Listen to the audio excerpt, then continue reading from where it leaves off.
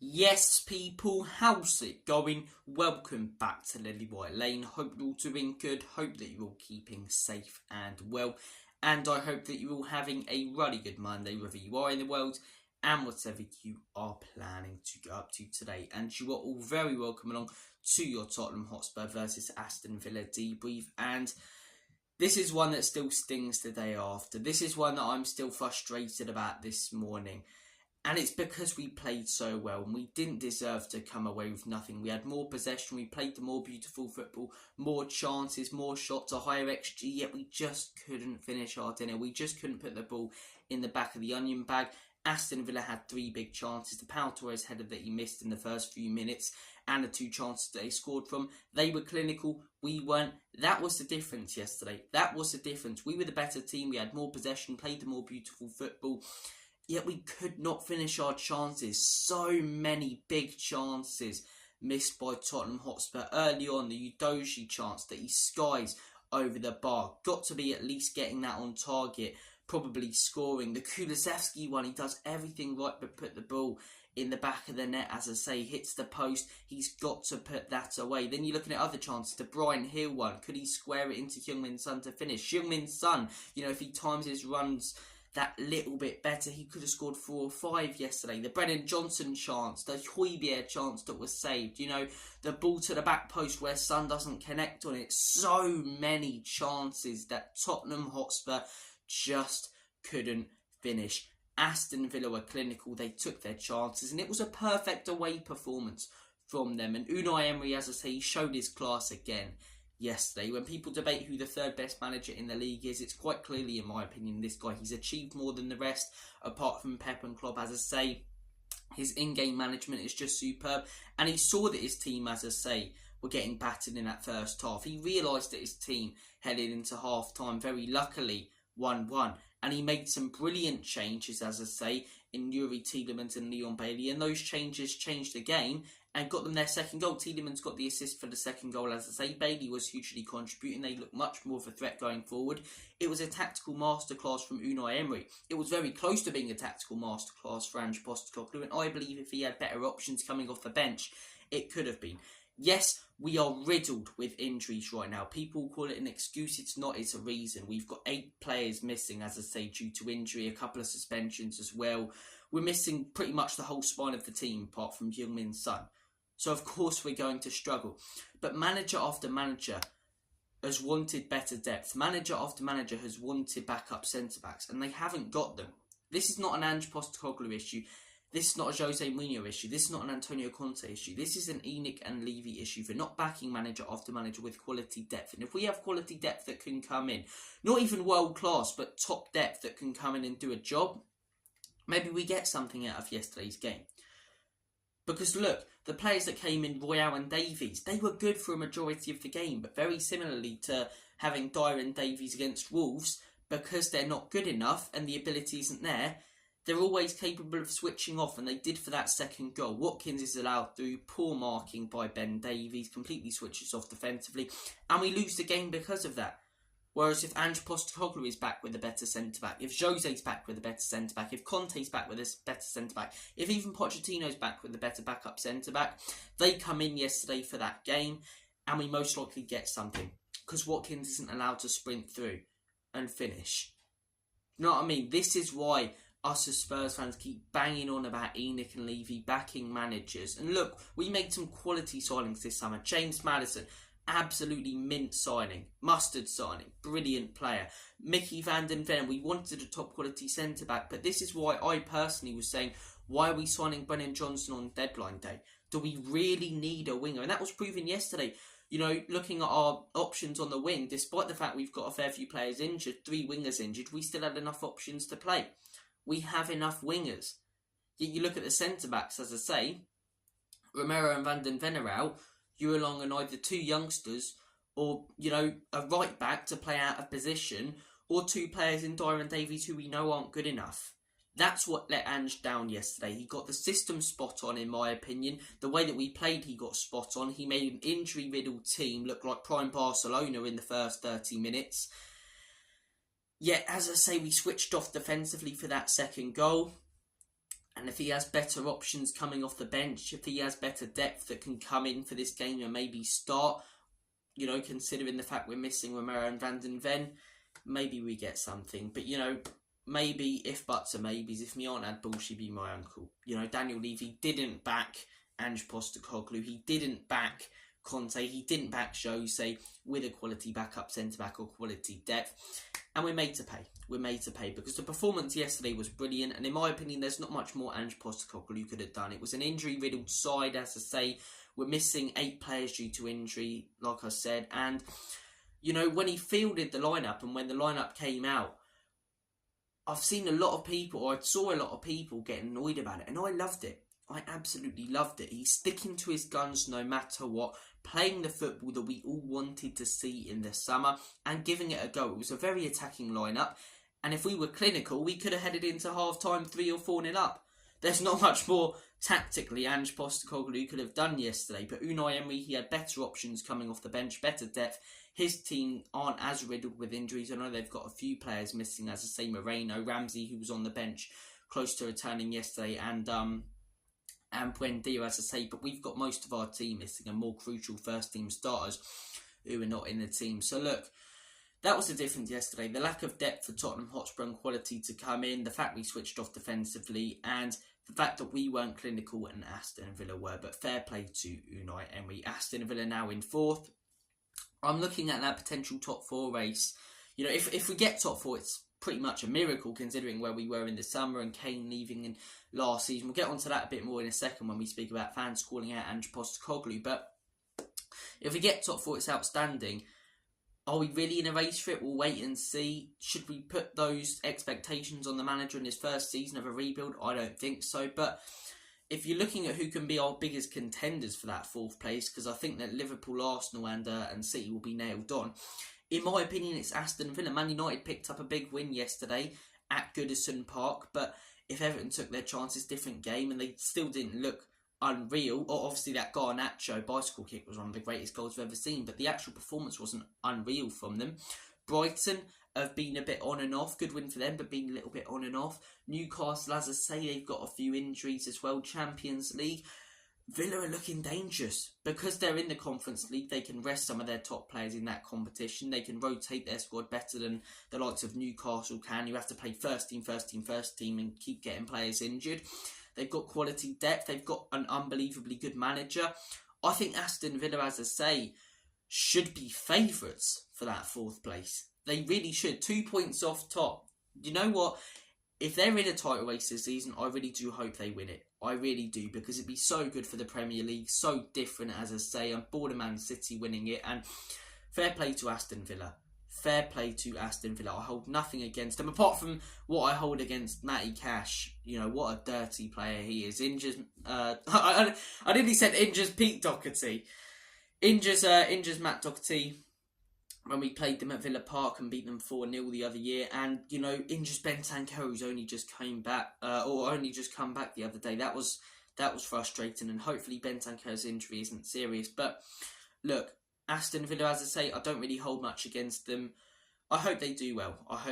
If they're contending with us for 4th place, obviously I hope they don't get it, but I hope they can break into one of the top 3 or do a title charge or even get Europa and keep progressing under Unai Emery, because they are a very, very good team, and they made us pay yesterday for not being clinical enough. They weren't even at their best. One of my good mates who's a Villa fan, he sent me a message. He goes, we weren't even at our best. We hardly turned up. But that's the thing. They can put in a poor performance, but still finish their chances, still be clinical. And in my opinion, it was a good away performance and some brilliant changes from Mr. Good Evening himself. Won them that game at half-time. Look, I mentioned it a second ago. What I want to get on to now, fans calling out Ange. I can already see it starting after 3 losses in a row. And when we probably lose to City, it'll ramp up a little bit. And if we lose then again to Newcastle, it'll ramp up a little bit. And it will keep ramping up now. And I'm going to lose my head about this. I am. Fans blaming the manager again. What are we actually blaming him for? For losing 3 on the bounce when we're missing some of our most crucial players, and he's having to rely on the likes of Dyer, Davies and Royale at centre-back? What are we actually blaming Ange for? When he came in the summer, we all said all we wanted to see this season was attacking football and progress, to finish above 8th and to play attacking football and to see a team that cares. What we've seen this season is a team that cares and a team that competes. A team that went to the Emirates and played better than Arsenal. A team that dominated and beat Manchester United. A team, as I say, that beat Liverpool, put in the performance, got the goal they needed in the last minute. This is not that same team. We're completely injury-riddled right now. So Ange Postecoglou's got barely any options. He's having to play Dyer, Davies or Royale as his centre-backs, and we're calling him out after losing to a very on-form and brilliant Aston Villa team. It's ridiculous. It's absolutely ridiculous. We were all crying out for pure and utter attacking football in the summer. We wanted to see our team care and give it a go. We've seen extremely attacking football. We've seen a team that's passionate and cares. And after 3 losses, we're questioning Ange Postecoglou's tactics. What is wrong with this fan base? Blaming Ange again, when we lost to Chelsea, I saw a few people blaming him for the highlight. And then when we lost to Wolves, it ramped up a little bit. Now it's ramping up a little bit more. People saying, Ange's tactics are questionable. You were the same people who were saying when Antonio Conte was here, I just want to see my team attack. I just want to see my team entertained. We're being entertained right now. Under Antonio Conte and Jose, when we lost games, we lost them because we were not at the races. Now we're losing them because we're playing brilliantly and not taking chances. We're not frustrated because our team doesn't care. We're frustrated because they do, yet aren't finishing their chances. And that's what really stings and hurts. Idiots blaming Ange, questioning Ange Postecoglou. I can see it now. We lose by 5 or 6 to Man City next week, which I probably think we will. And people start the Ange out train again. So what do the people actually who are blaming Ange Postecoglou want? So let's say we lose 5 or 6-1 to Manchester City next week, completely injury-riddled away at the Etihad, and fans say Ange out, which they will if that happens. What do those fans actually want to happen? To sack another manager, and then who do we bring in? An extra attacking manager? A manager who's defensive again, a serial winner like an Antonio Conte or Jose, because that didn't work out. Blaming managers. This is the problem at this football club. Stop blaming managers. We've got a good thing going. We're in the first phase of a rebuild. Ange Postecoglou took over this summer when we finished 8th last season. He lost one of our greatest players ever in the summer, and he's got us competing at the top level with the top teams. It's not his fault we've been injury-riddled. And if you want to blame anyone, as I say, for the lack of depth, blame Daniel Levy-Enoch for not backing manager after manager with quality players or decent options off the bench, and forcing manager after manager when they get a few injuries to rely on bang-average players like Højbjerg, like Dyer, like Davies. Stop blaming the manager. First phase of a rebuild, lost our greatest player, one of our greatest players ever in the summer. And we've played brilliant football this season. We're competing for top 4. And we're calling out the manager, questioning him again. Look at things from a contextual point of view. Yes, 3 losses in a row. But also this season, as I say, only 3 losses. Which before the season, most Spurs fans would have snapped your arm off for. When we lost Harry Kane, every opposition fan was going, Spurs are going to be in a relegation battle. Spurs are going to finish mid-table. I can't see us not getting in Europe this season. Yet we're all blaming and calling out Ange. We're missing 8 or 10 players. Fair enough. If we've got, as I say, our whole first team playing and we lose these 3 games in a row in the manner that we do, maybe Ange Postecoglou can be questioned a little bit. Not, Ange or anything like that, but maybe we could go, is he a little bit to blame for these few defeats? But when we're missing Maddison, when we're missing Van den Ven, when we're missing Romero, when we miss Udogie for the last couple of games, when we're missing Solomon, Perisic, Bentancur, Bissouma, I'm not having it. I am not having it. 3 losses in a row and fans want to call out the manager. What is he supposed to do? We all wanted all-out attacking football, so even, though that we're injury-riddled, we're playing all-out attacking football. I thought our fans would be happy with that. No matter the circumstances, go for it.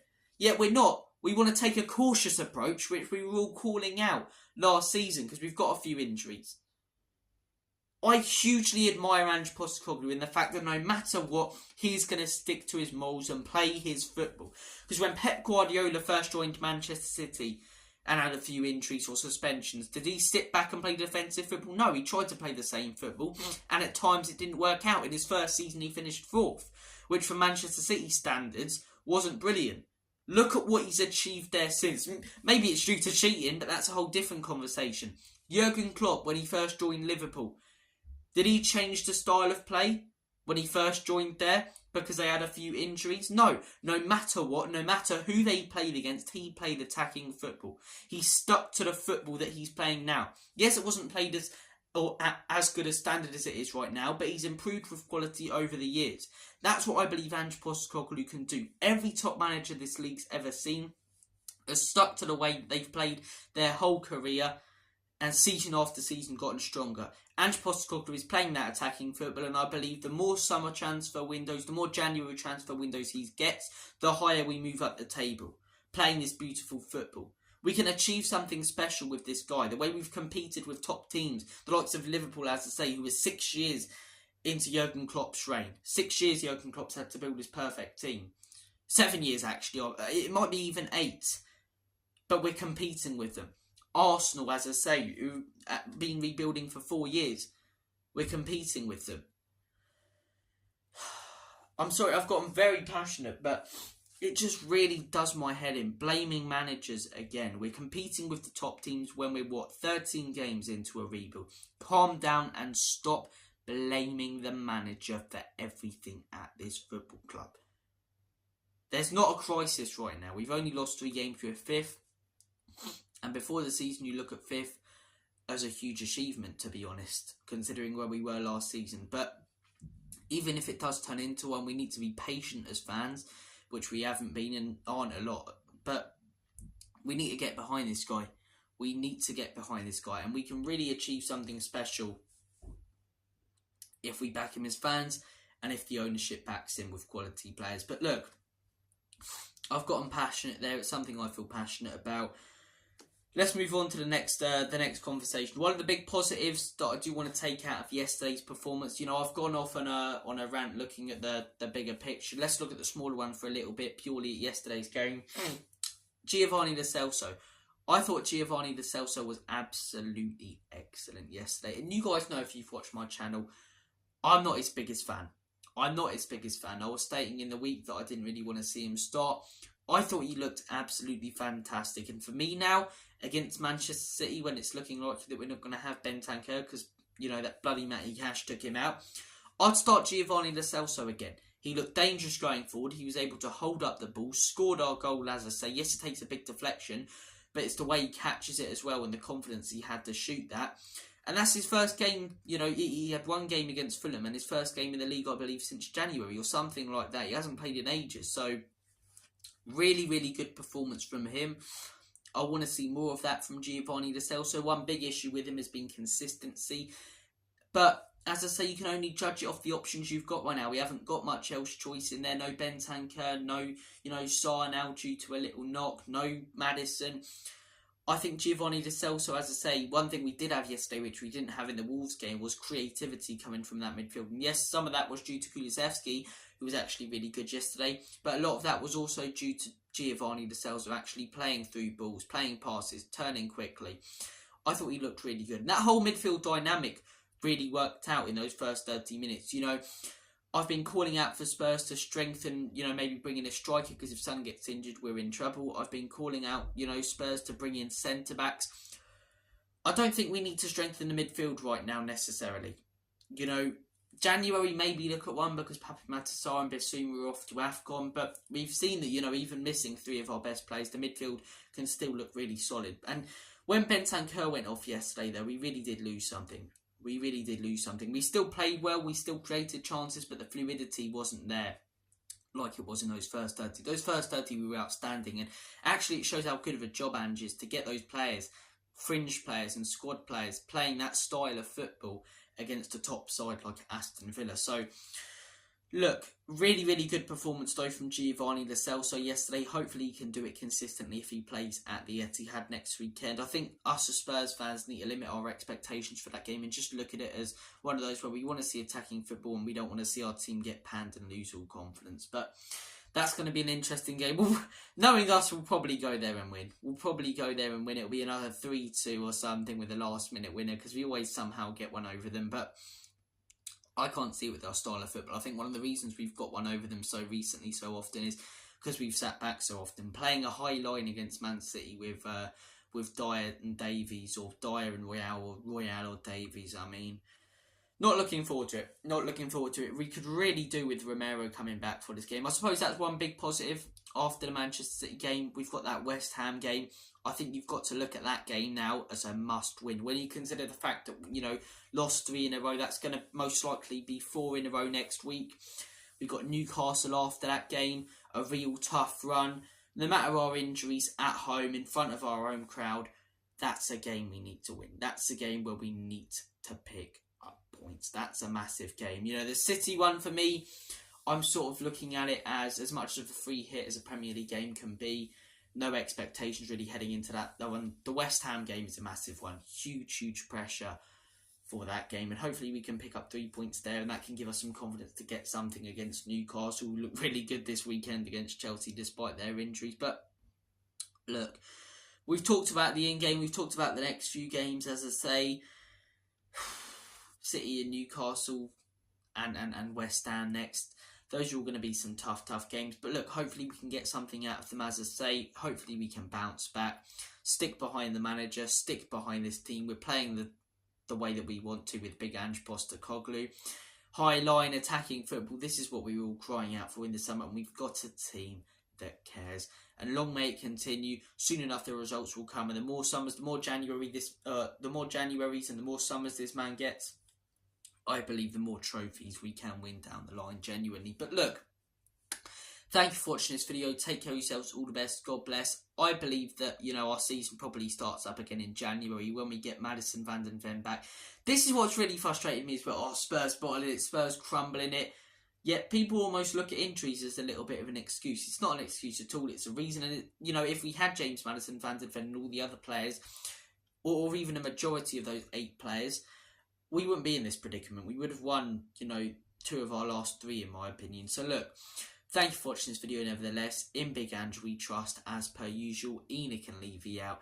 And as always, no matter what, come on you Spurs.